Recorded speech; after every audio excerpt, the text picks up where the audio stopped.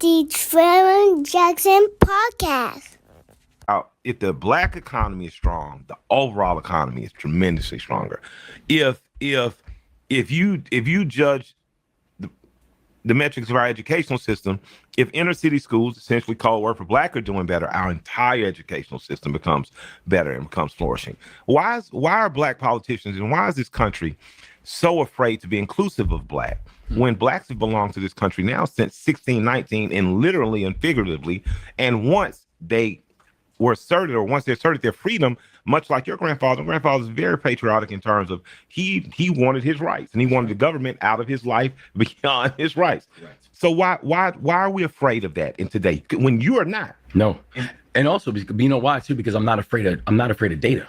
Yeah. Like I don't say this because it's like, because it sounds good. I say it because I know numbers really well. Right. Like this country has lost $16 trillion in GDP over the past 2 decades because of the racial wealth gap. Yeah.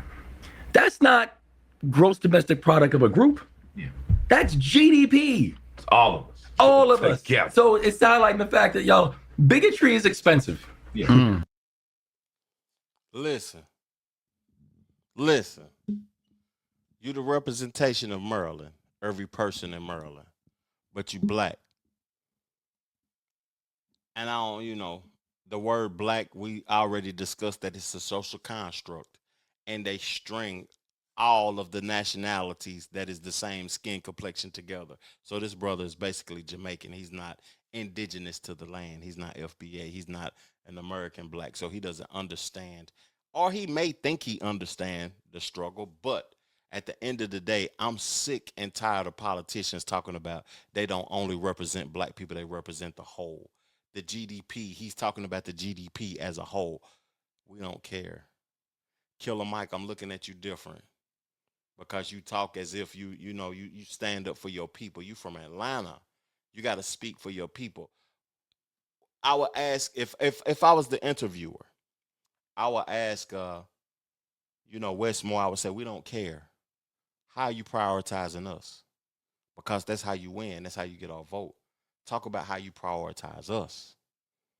Racism is expensive and it's making us less competitive because what it's doing is not allowing us to tap into what I believe is one of the greatest assets of this country, for the fact that we have this really unique country where people can come here regardless of your origin story and be part of a bigger story. Yeah. Like that, a person coming, I could go and move to China right now. Yeah. I will never be considered Chinese. Yeah. Right? I could move to Germany right now. They wouldn't consider me German, right? They wouldn't consider me Brazilian. There's something unique about this country. Yes. And if we don't actually embrace that, you're actually giving away your superpower. And it's the reason that, I am unapologetically black everywhere I go. I'm unapologetically Christian everywhere I go. These are things that are my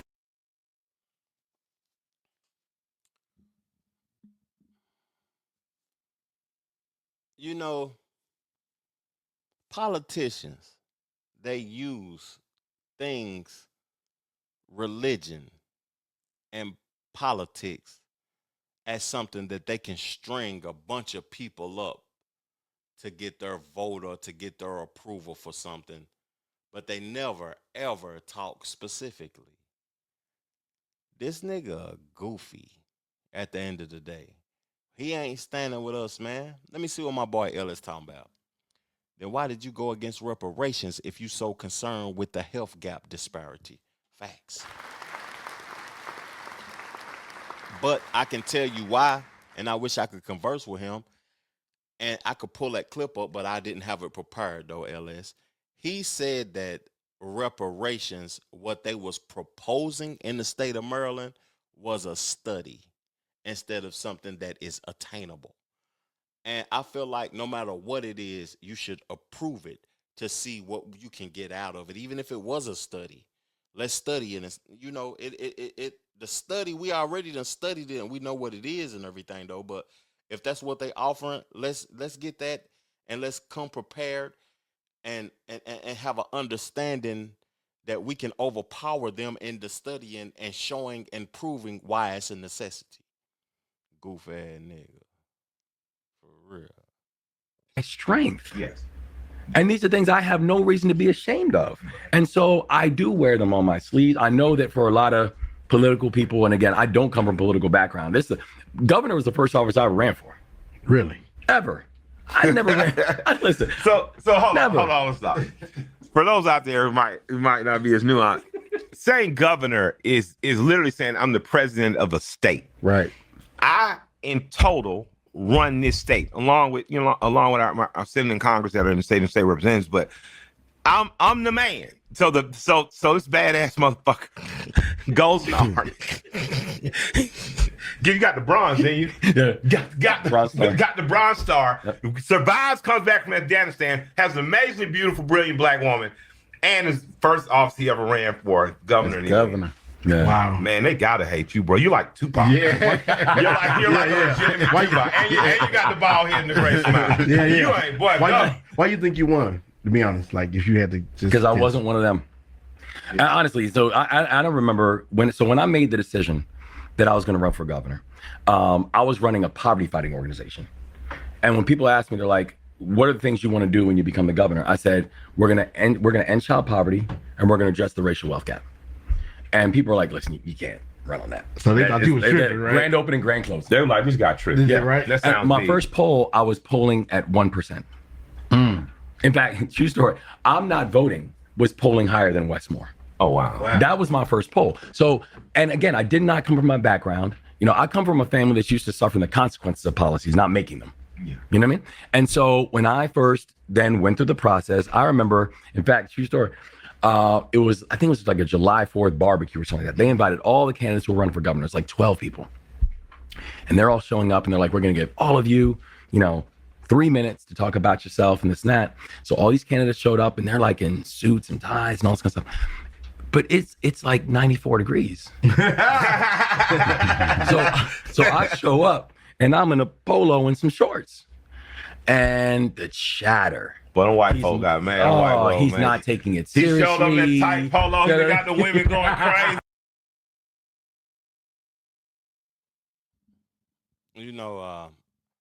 I'm going to end this commentary because I feel like this isn't of service to us as a whole and our people. I like Killer Mike's raps, but listening to Killer Mike talk to this politician, and he keying and laughing and talking about the ladies and all of that. He ain't talking about nothing specific. It's people out there struggling right now, big dog. And I know that might not be of your concern because you living good. But at the end of the day, we got to ask the tough questions to these brothers and these people that is supposed to be representing the whole, especially in the cities and the states that is like significant. I'm going to play this video and I'm going to get up off of this thing, man. This is the case for reparations. I think this is something that'll be of substance to y'all. I appreciate y'all tuning in to my show, man. I'm very thankful for the viewership that we have had tonight. We got probably over 2,500 views.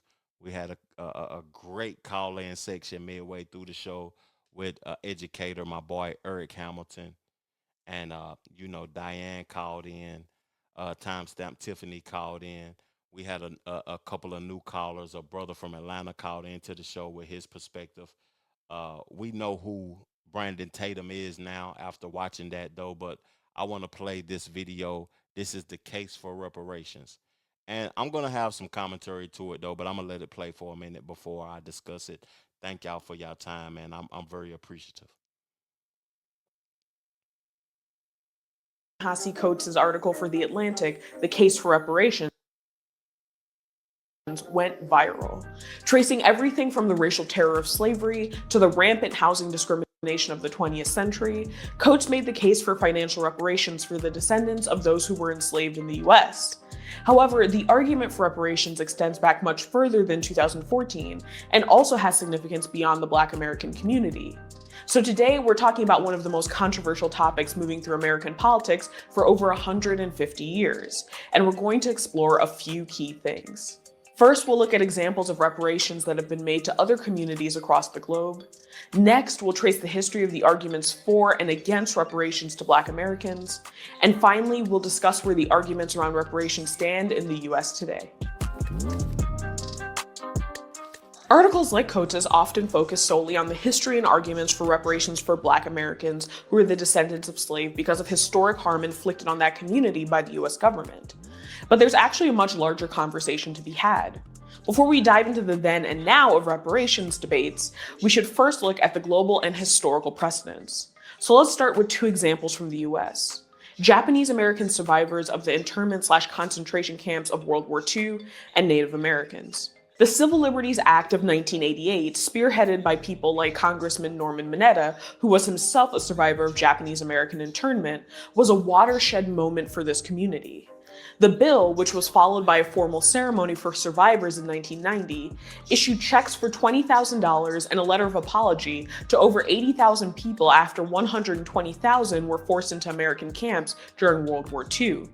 And you can learn more about the history of concentration camps in our video, Concentration Camps Are Older Than World War II, right here on our channel. There were also earlier reparations paid to Native American communities. The Indian Claims Commission was created by Congress in 1946 and lasted until 1978. The commission was led by commissioners appointed by the president, and tribes and nations were given 5-year spans to file complaints. The commission could only make monetary awards since the return of land was explicitly excluded. Over the course of its history, approximately $1.3 billion was awarded to 176 tribes and nations. According to Aaron Blakemore at History.com, this amounted to approximately $1,000 per person of Native ancestry, and much of the money was kept in trust or earmarked for reservation projects. But we should note that the commission has also been accused of chronic mismanagement. A separate agreement was made with Congress in 1971 when $962 million worth of Alaskan land, about 44 million acres, was awarded to Native groups in exchange for them giving up claims to land in the rest of the state. But again, the money was not given directly.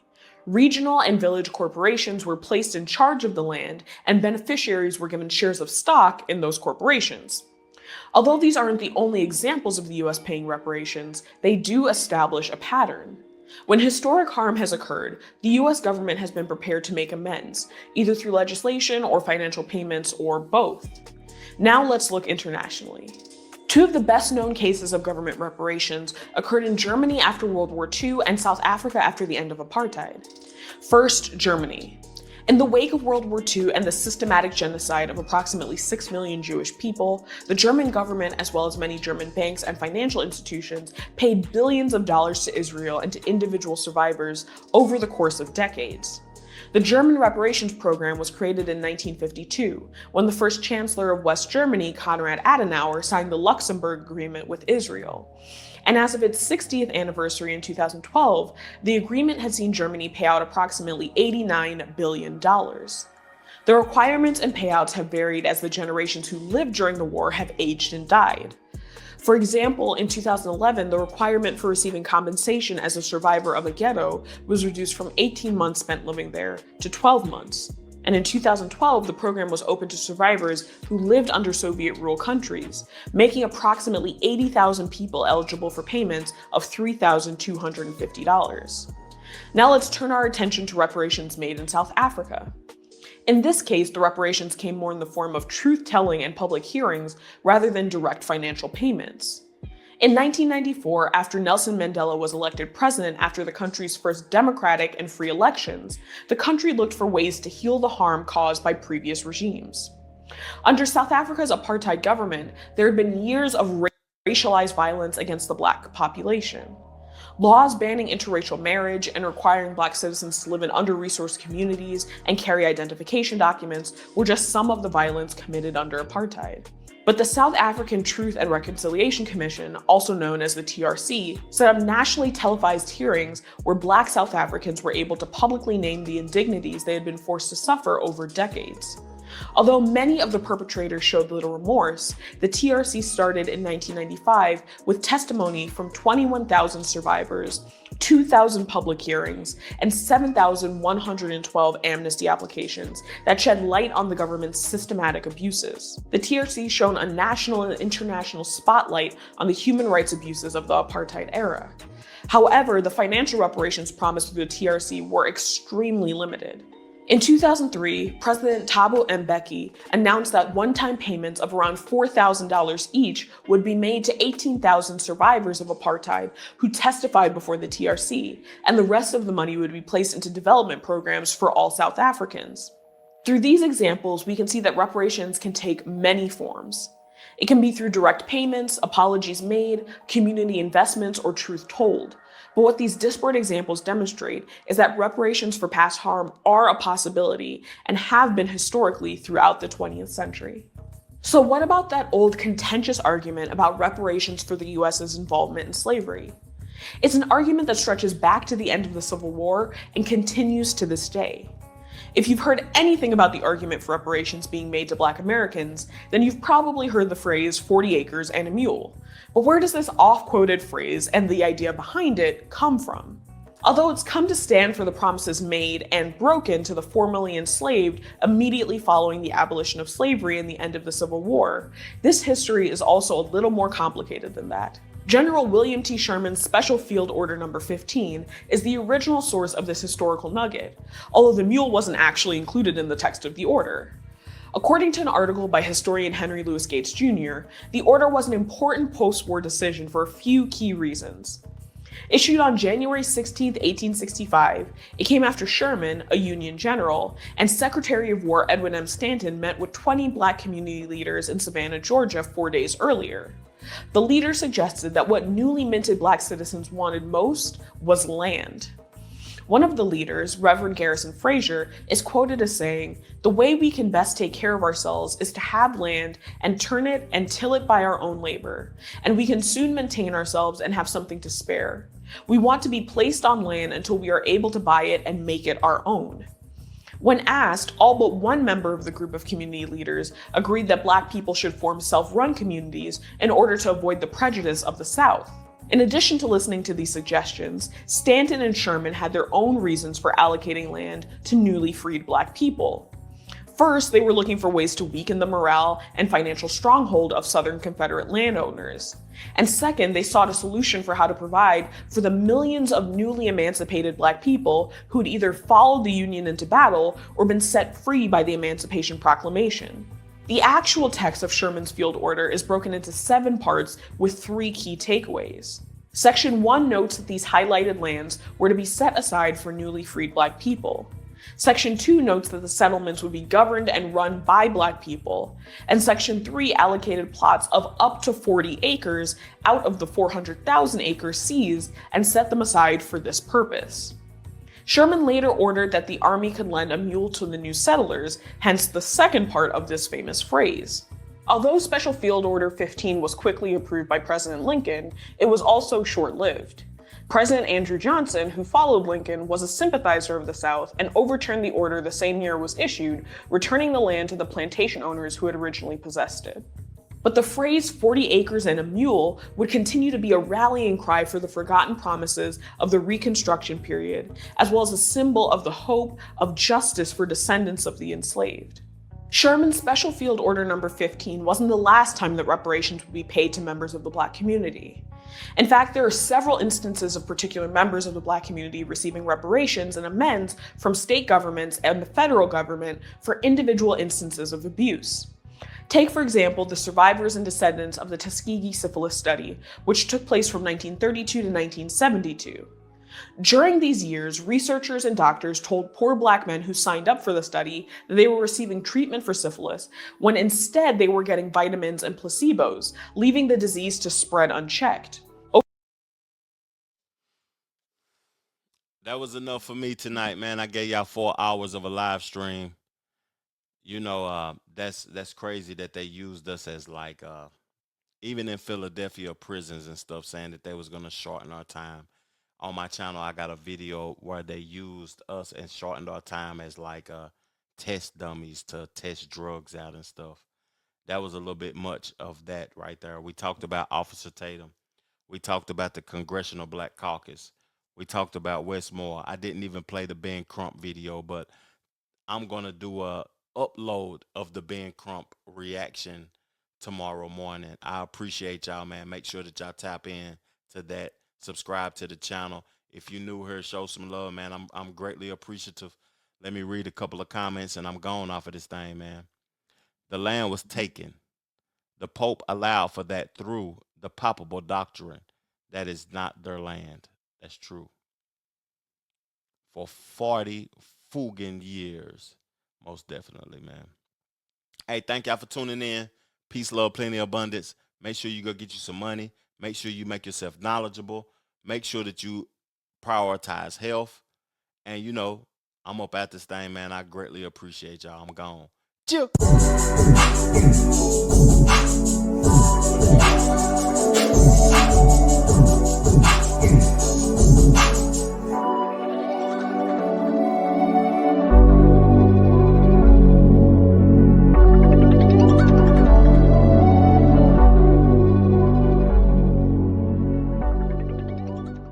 The Trevor Jackson Podcast. Is the definition of freedom, justice, and equality for the black man, and where and when is it to be attained? Well, take equality first. The Honorable Elijah Muhammad doesn't teach us to associate equality with whites. Equality has nothing to do with whites. We don't want to be equal with the white man. He's not the criteria or yardstick by which equality is measured.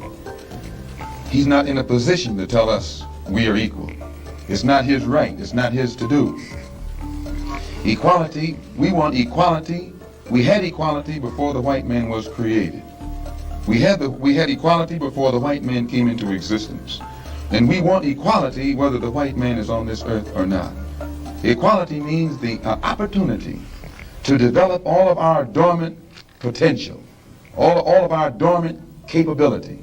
And in developing this dormant capability, the right and the ability to stand on this earth on some land of our own and bring about a civilization and a society in which we will be completely independent, complete freedom to take care of the needs, to take care of the wants and the likes and the dislikes of our people, to establish our own nation, our own society. The Trevor Jackson Podcast.